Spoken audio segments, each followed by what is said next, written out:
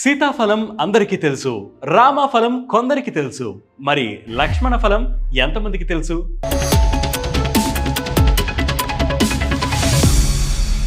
పైకి పనసపండులా లోపల సీతాఫలంలా కనిపించే లక్ష్మణ ఫలం దాదాపు 12 రకాల క్యాన్సర్లను నివారించగలుగుతుంది. ఇందులో యాంటీ ఆక్సిడెంట్లు, పోషకాలు అధికంగా ఉంటాయి. గోవాలోని మపూసా ఫ్రైడే మార్కెట్లో ఇవి ఎక్కువగా దొరుకుతాయి, కానీ అది చాలా ఖరీదైన పండు. ప్రేగు క్యాన్సర్, రొమ్ము క్యాన్సర్, ప్రాస్టేట్ క్యాన్సర్, శ్వాసకోశ క్యాన్సర్ వంటి మరణాంతక క్యాన్సర్లకు ఈ చెట్టు సంజీవనిలా పనిచేస్తుంది. ఈ చెట్టులో ఔషధ గుణాలు కీమోథెరపీ కన్నా 10,000 రెట్లు అధికంగా క్యాన్సర్ కణాలను నిర్మూలించగలవు. ఇది శరీరంలో రోగ నిరోధక శక్తిని పెంపొందిస్తుంది. మూత్రాశయ ఇన్ఫెక్షన్లో ఉన్న వారికి కూడా ఇది చాలా బాగా ఉపయోగపడుతుంది.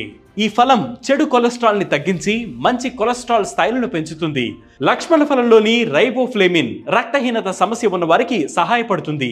కడుపులోని పురుగులను చంపడానికి, జ్వరాలు తగ్గించడానికి, తల్లిపాలు పెరగడానికి, విరోచనాలకు లక్ష్మణ ఫలాలు జ్యూస్ ఉపయోగపడుతుంది.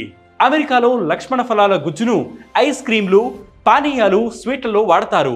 క్యాన్సర్ ఉన్నవారు లక్ష్మణ ఫలం చెట్టు ఆకులను నీడలో పూర్తిగా ఆరబెట్టి చిన్న ముక్కలుగా చేసి ప్రతిరోజు 5 గ్రాములు 200 మిల్లీలీటర్ల నీటిలో వేసి మునిగించి వడబోసుకుని తాగాలి.